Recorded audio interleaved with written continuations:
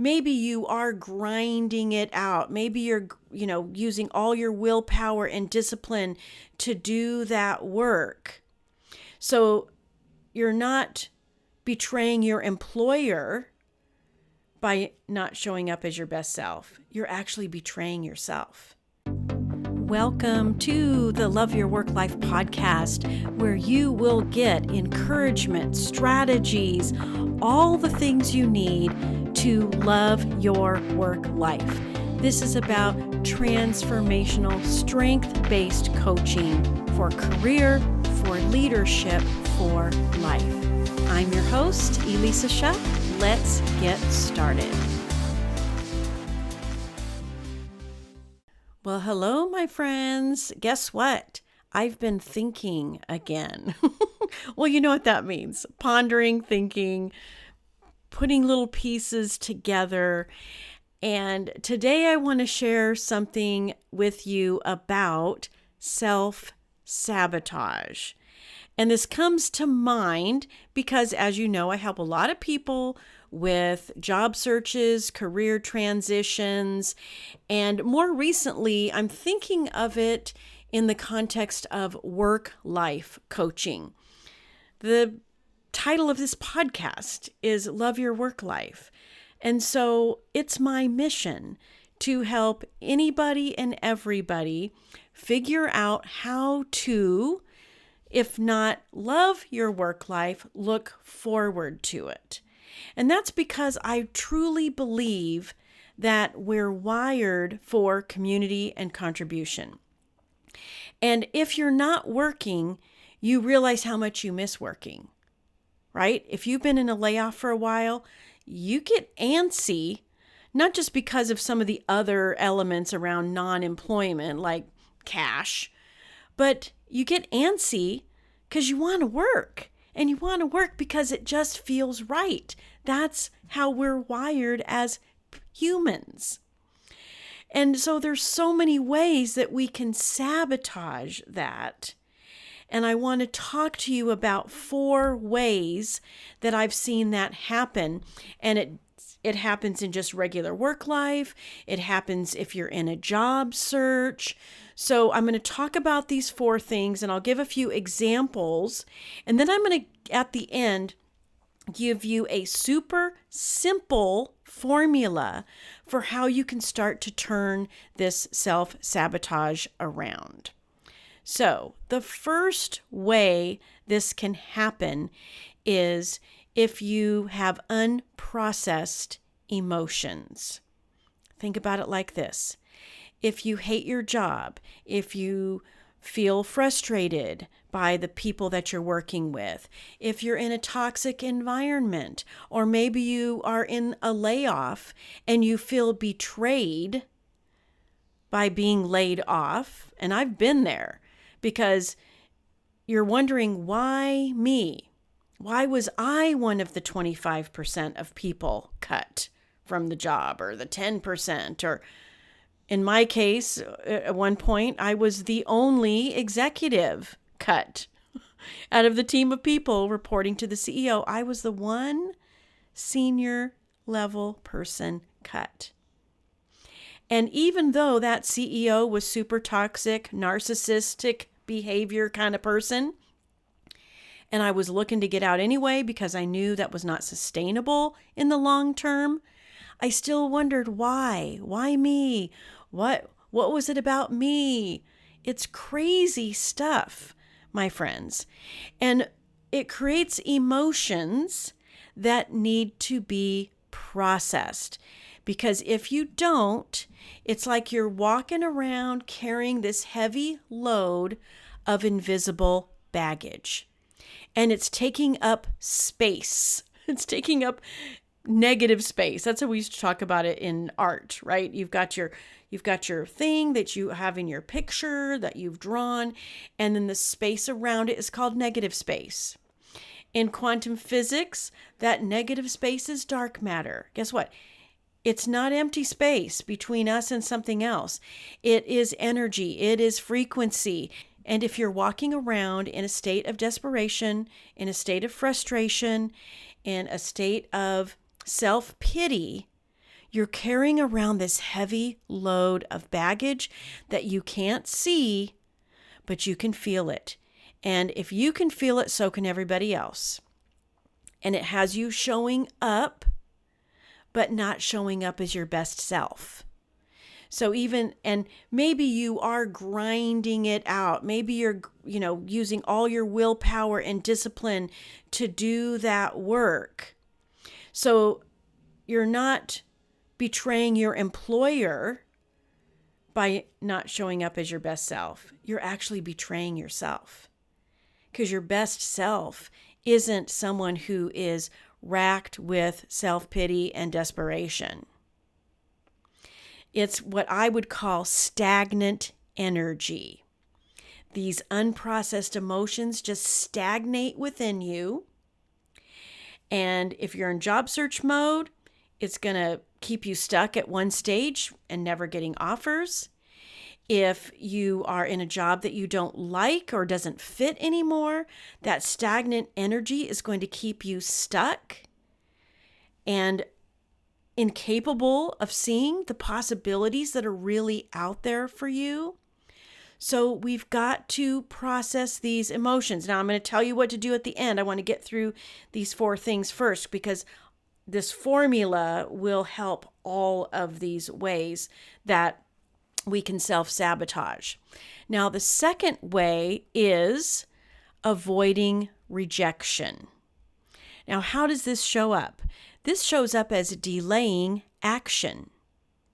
So if you're in job search mode, but you put off applying, maybe you'd like to send a thank you note, but you need to think about it, and then you forget about it, and then days and days have gone by. It doesn't even make sense to send it anymore. You never take that step to follow through. If you're working, but you're in a job that doesn't fit, what's the delayed action? The delayed action might be just looking for a new job. Maybe you put off updating your resume. Maybe you put off reaching out to that colleague at the other company because, I'm probably just annoying them. This is really avoiding rejection. It's painful to be rejected. I get that. But if you're avoiding it by delaying action, you're really just living in what you fear. Because rejection just means you didn't get the job. Rejection just means they didn't answer your email. Well, guess what? They're not answering it if you don't reach out.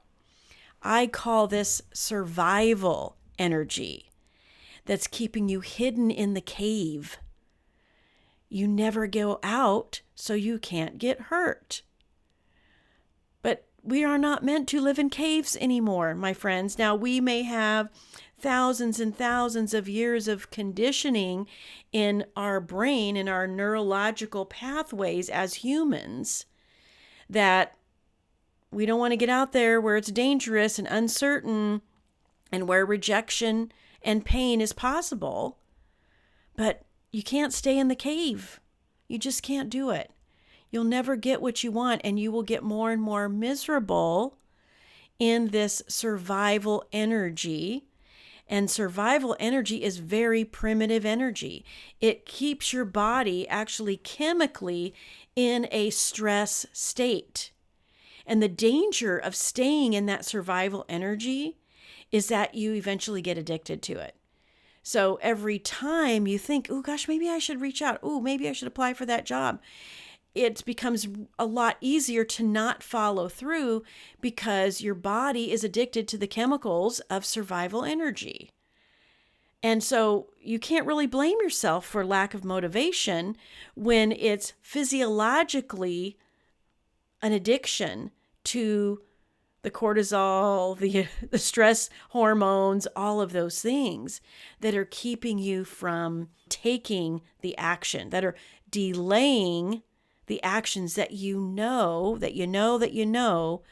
are just part of getting out.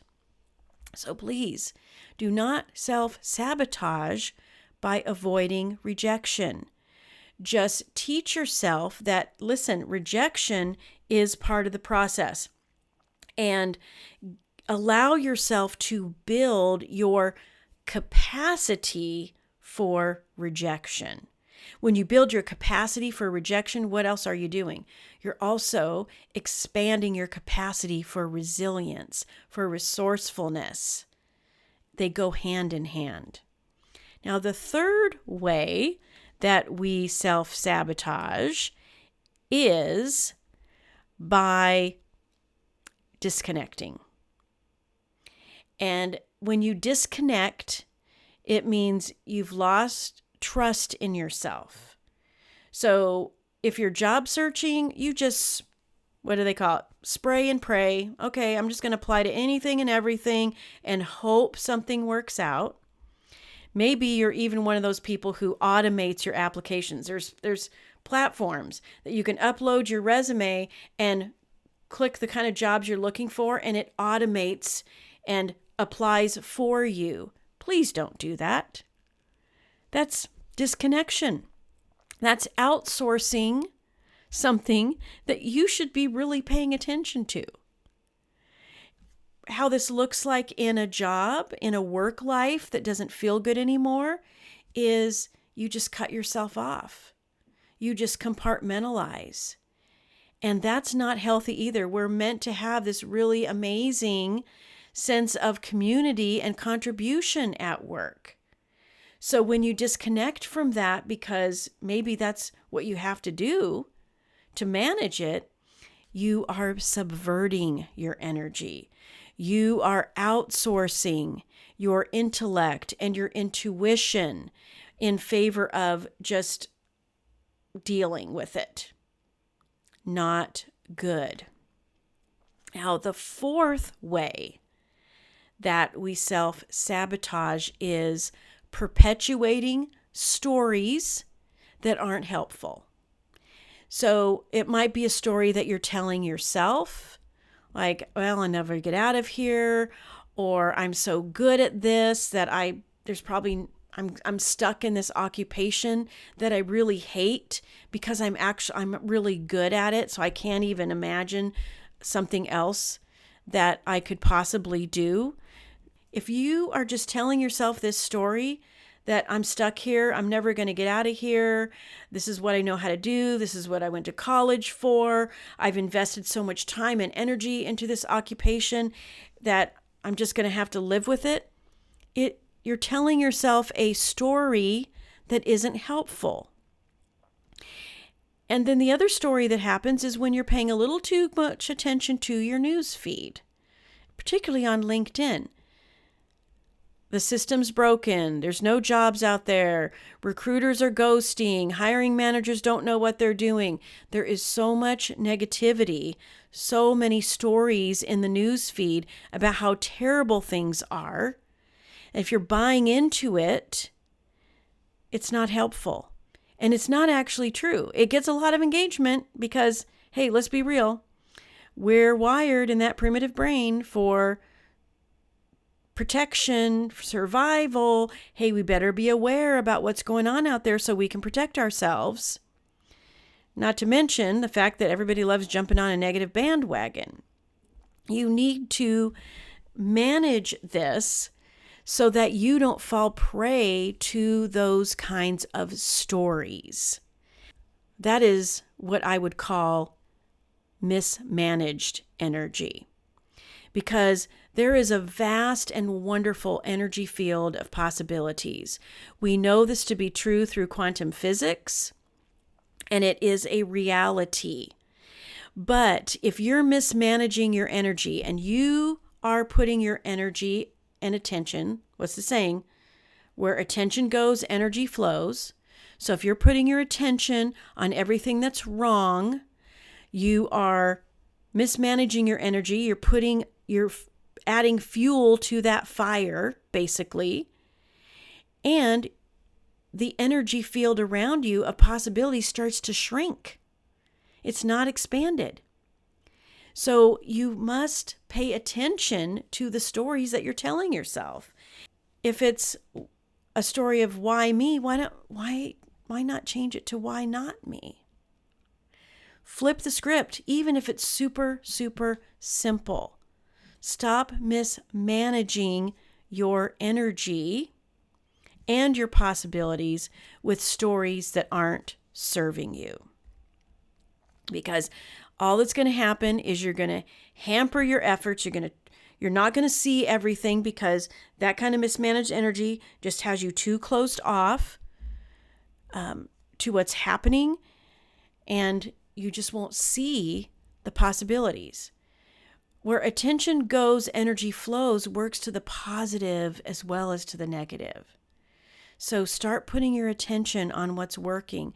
Start putting your attention on what's right. Even in the most toxic of work environments, when you start putting your attention towards what do I love about this job?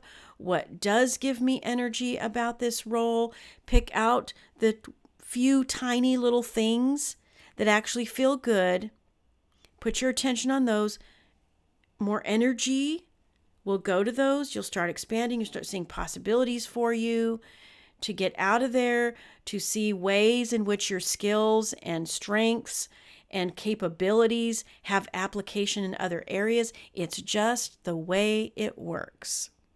All right. So what's the formula for fixing this? How do we get out of this trap of self-sabotage? Well, I like the acronym AIR, A-I-R. The first letter, A, is for acknowledge. This has to do with those unprocessed emotions. Recognize your feelings instead of dismissing them. Observe what you no longer want to feel and choose a better emotion. We have choiceability, my friends, and the first step is acknowledging. If you are constantly ignoring or dismissing your feelings, those scary emotions that sometimes can feel overwhelming, all you're doing is making them bigger. Ignoring them doesn't work. They will start screaming at you. You will start feeling burned out. You will start suffering physical symptoms of not paying attention to and processing those emotions. But you can observe. You can decide at the beginning of the day, these are the emotions I no longer want to feel. These are the emotions I want to feel instead. And if you want to kick it up a notch, then visualize yourself in some of those challenging situations and how you want to behave in those situations, what you want to think in those situations, your choice of how you're going to feel in those situations. Maybe it's something as simple as, this isn't about me. I know I'm good. I know what I'm doing. Someone else's opinion of me does not matter as much as my opinion of myself. Recognize the feelings instead of dismissing them. Observe what you no longer want to feel, and then set an intention for how you want to feel, think, and act. The second letter, I, in AIR is for inspiration. When you feel the urge to apply for the job, apply. When you feel the urge to communicate, communicate. This is like a Nike Just Do It moment. Your brain, your heart will inspire you if you look for it. The best action is inspired action. And it doesn't really matter what the outcome is. If you get inspired to take a little action, doesn't have to be anything big, could be something really tiny, and you do it, oh my gosh, it'll feel so good. And then you can ramp it up by celebrating it. Be really proud of yourself. At the end of the day, go back and say, hey, what can I celebrate here that I did during the day? I responded in a way that I wanted to. I took that action when I got that little inspiration. Acknowledge your feelings. Choose a better emotion. Latch on to inspiration when it comes. When you feel the urge to do it, trust it, go for it. and then celebrate it simply because you did it. Who cares what comes out of it? And then for R, I call that responsibility. Another way of saying it is responsibility. You have the ability to respond. Own what you want. I'll say that again. You want a new job? Own it. That means giving yourself permission to want that job, to own that vision for yourself.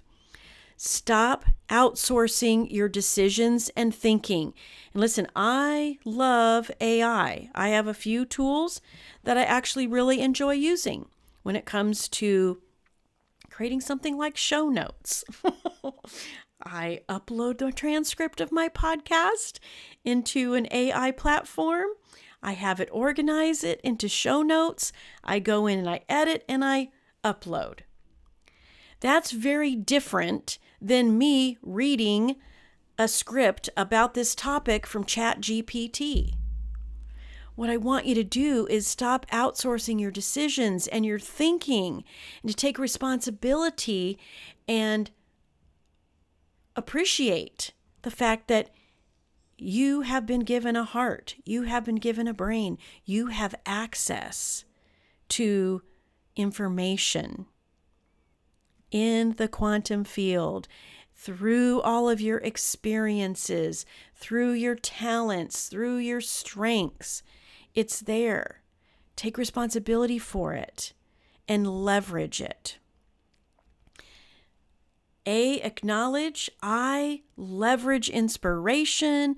R, take responsibility in the best possible way for yourself. If you feel like you're getting nowhere, if you feel like you're trapped, there's a really good chance that you're kind of stuck in a cycle of self-sabotage. I see it every day in the clients that I'm coaching. This is why I always say that you really can't have career or leadership or work life coaching without some techniques to regulate emotions, to manage thoughts. This is the human condition, my friends. Use this little acronym AIR as a tool, and then literally take a deep breath, because you don't have to self-sabotage anymore. Now you know. You can't unsee it, so you might as well step into your capability and capacity to manage it and keep yourself moving forward. All right. I'll talk to you again soon. If you like listening to this podcast, I invite you to visit the Love Your Work Life website at elissashuck-careercoach.com. On the site, you're going to find free resources and information about all of my coaching programs, everything you need to land a great job, advance your career, and lead and build an awesome team. And of course, don't forget to subscribe to this podcast, and don't forget to follow me on LinkedIn.